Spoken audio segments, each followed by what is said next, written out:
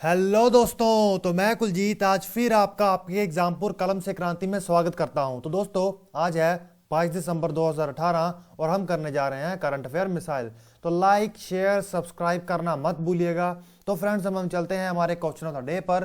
तो question of the day आपको दिया गया था UNESCO category 2 international centre for operational oceanography to be inaugurated at, मतलब जो अंतरराष्ट्रीय यूनेस्को का श्रेणी 2 का जो समुद्री विज्ञान सेंटर है एक तरह का, वो कहां पर उद्घाटन किया गया उसका। तो दोस्तों, इसका उद्घाटन किया गया हैदराबाद में।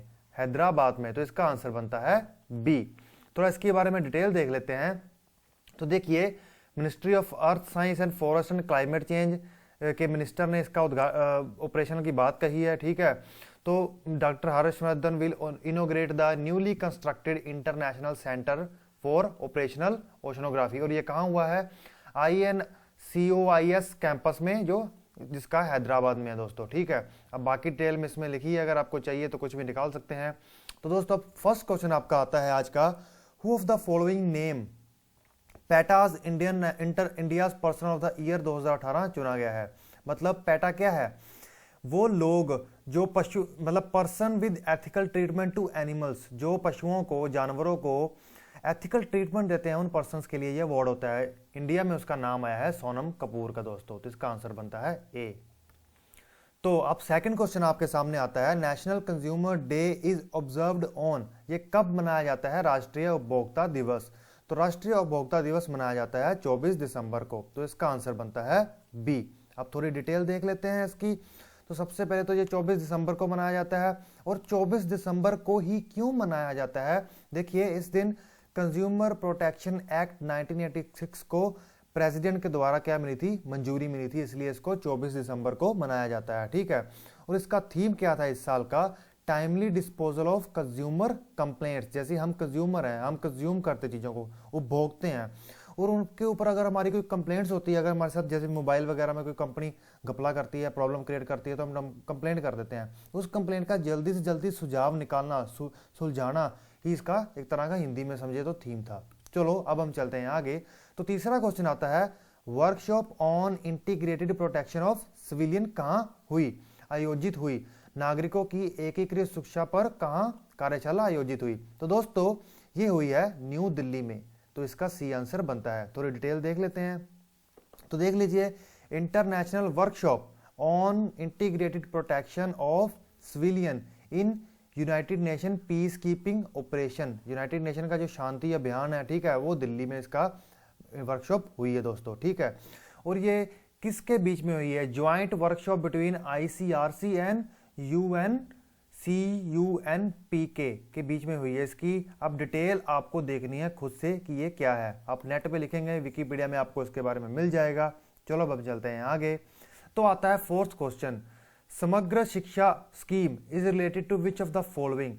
समग्र शिक्षा योजना किससे संबंधित है? तो दोस्तों, ये संबंधित है एजुकेशन से, शिक्षा से। तो इसका आंसर बनता है बी। चलो थोड़ी इसकी डिटेल देख लें। समग्र शिक्षा एक इंटीग्रेटेड स्कीम है for school education. School education के लिए has been launch, centrally sponsored scheme है ये एक, ठीक है। ये विद इफेक्ट फ्रॉम द 2018 से 19 से ये शुरुआत हुई है दोस्तों इसकी। अब ये 3-4 स्कीमों को अपने अंतर्गत कवर करती है। सर्व शिक्षा अभियान, राष्ट्रीय माध्यमिक शिक्षा अभियान और टीचर एजुकेशन, ठीक है। अगर टीचर ही एजुकेटेड नहीं होंगे, अच्छे से डेवलप नहीं होंगे उनके ब्रेन, तो वो बच्चों को क्या पढ़ाएंगे, ठीक है। अब इसका एम क्या था दोस्तों? इसका समग्र शिक्षा का एम क्या है? To ensure inclusive and equitable quality education, मतलब सबके लिए और समान शिक्षा हर लेवल पर स्कूल के दी जाएगी, मतलब हर क्लास में या हर लेवल पर। चलो अब आता है फिफ्थ क्वेश्चन है, एडवांस्ड टावर्ड artillery gun system belong to which country? उत्तर टावर्ड तोपखाना बंदूक प्रणाली किस देश से संबंधित है? तो दोस्तों, ये संबंधित है भारत से। ये भारत ने खुद डेवलप की है। तो इसका आंसर बनता है सी। अब थोड़ा देख लें, ये देखिए, ये भारत ने खुद डेवलप की है और इसकी मैन्युफैक्चरिंग करेगी टाटा कंपनी। तो देख लीजिए, advance toward artillery gun system, type toward howitzer, place of origin India, used by Indian army, ठीक है। अब डिज़ाइन इसका किसने किया था, ARDE ने। अब इसकी डिज़ाइन, अब डिज़ाइन 2010-14 में हुई थी। अब मैन्युफैक्चर कौन करेगा, टाटा पावर, ठीक है, CED कल्याणी ग्रुप, ये मिलकर करेंगे। प्रोड्यूस 2019 को ही है। नंबर ऑफ बिल्ट, अभी तक 2 प्रोटोटाइप बनाए गए हैं, किसके लिए, टेस्ट के लिए। तो इसका वेट कितना है, 12,000 किलो। देखिए अब आपको एक बात बताता हूं, हमारे पास ये टाउड आर्टिलरी गन सिस्टम है, लेकिन फिर भी हमने एक देश से टाउड एक और आर्टिलरी गन सिस्टम खरीदा है। वो क्यों खरीदा है दोस्तों, मैं आपको बता दूं। देखिए इसका वेट है 12,000 किलो, ठीक है। मतलब पहाड़ी इलाकों में ले जाना ये बहुत मुश्किल है, दूर दराज के इलाकों में जहाँ चाइना या पाकिस्तान, जम्मू कश्मीर में बहुत दिक्कत देते हैं, या नॉर्थ ईस्ट में चाइना बहुत दिक्कत देता है। तो ये ज़मीनी इलाकों में तो आसानी से काम करेगा, लेकिन उन जगहों के लिए एक लाइट वेट आर्टिलरी सिस्टम खरीदा गया है। वो किस देश से भारत ने खरीदा है, यह अब आपको बताना है, ठीक है। चलो अब हम चलते हैं आगे। तो इंडिया, अब 6 क्वेश्चन आता है, वर्ल्ड इकोनॉमिक फोरम का जो जेंडर गैप इंडेक्स 2018 है, इसमें भारत की रैंकिंग क्या आई है, ये आपको बताना है। तो दोस्तों मैं इसका आंसर बता देता हूं, भारत की रैंकिंग आई है 108। तो अब इसका आंसर बनता है सी, जेंडर गैप इंडेक्स के 2018 की रिपोर्ट में। अब देखिए सबसे पहले स्थान पर कौन आया है, आइसलैंड। आइसलैंड ने पहला रैंक हासिल किया है। अब उसके कितने स्कोर थे, उसके स्कोर थे 0.858, मतलब 1.000 में से स्कोर दिए गए हैं, तो इसको स्कोर मिले हैं 0.858, ठीक है दोस्तों। अब देखिए, अब ये ग्लोबल जेंडर गैप रिपोर्ट सबसे पहले 2006 में पब्लिश हुई, और 2006 में आइसलैंड का रैंक 4 था दोस्तों, तभी इसका रैंक 4 था, अब इसका फर्स्ट आया है, ठीक है। चलो अब हम देखिए टोटल 149 कंट्रीज में से इस बार हुई है, जो पिछली बार कम कंट्रीज में हुई थी। पहली बार आई थिंक 116 या 15 के अराउंड था, इस बार 149 कंट्रीज में से की गई है। अब किन 4 एरियाज को ये कवर करते हैं, थीमेटिक डायमेंशंस कौन सी है, economic participation, opportunity, educational attainment, health and survival और पॉलिटिकल एम्पावरमेंट। इन 4 एरियाज को ये कवर करते हैं जेंडर गैप रिपोर्ट में। चलो अब हमारा आता है 7th क्वेश्चन। 7th क्वेश्चन क्या है, European Union target to reduce new car emission by 37.5% in which of the following year. मतलब यूरोपियन यूनियन है, जो यूरोपियन संघ है, उसने टारगेट अपने आप को दिया है किसी एक वर्ष का। देखिए जो निम्नलिखित में से लिखे हैं कि वो नए जो कार्स लॉन्च होंगी उनका एमिशन कम करेंगे। एमिशन मतलब क्या है, जो कार्बन एमिशन होता है या ग्रीन हाउस गैसेस का एमिशन होता है उसको कम करेंगे, ताकि क्लाइमेट पर इतना दिक्कत ना आए और मास एक्सटिंक्शन ना हो। तो दोस्तों जो यूरोपियन यूनियन ने टारगेट ईयर सेट किया है रिड्यूस करने के लिए, वो है 2030। तो इसका आंसर बनता है ए। चलो अब हम चलते हैं आगे।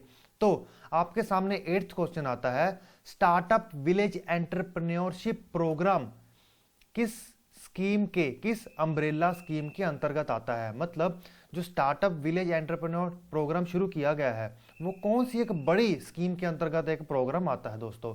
तो ये इसका आंसर है नेशनल रूरल लाइवलीहुड मिशन, राष्ट्रीय ग्रामीण आजीविका मिशन के अंतर्गत किया गया है। याद कर लीजिएगा, startup village entrepreneurship programme, startup ग्राम उद्यमी कार्यक्रम किसके अंतर्गत है, राष्ट्रीय ग्रामीण आजीविका मिशन के अंतर्गत। तो इसका आंसर बनता है ए, इसका आंसर बनता है ए।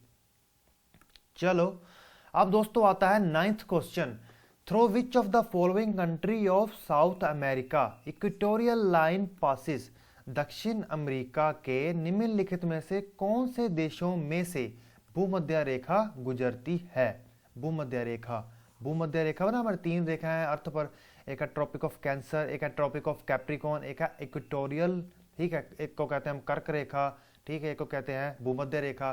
तो देखिए जो साउथ अमेरिका है उसके इक्वेडर, कोलंबिया और ब्राजील, इन तीनों देशों में से भूमध्य रेखा निकलती है। तो इसका आंसर बनता है ए।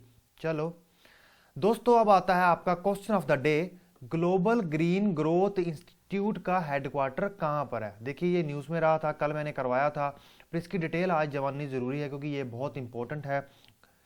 ग्लोबल ग्रीन ग्रोथ इंस्टीट्यूट वैश्विक ग्रीन विकास संस्थान का मुख्यालय कहाँ स्थित है, ये आपको बताना है दोस्तों। और किस वर्ष इस संस्थान की स्थापना हुई, ये भी आपको बताना है। तो इसी के साथ मैं आपका एग्जामपुर में आने के लिए थैंक्स करता हूं फ्रेंड्स। Okay bye.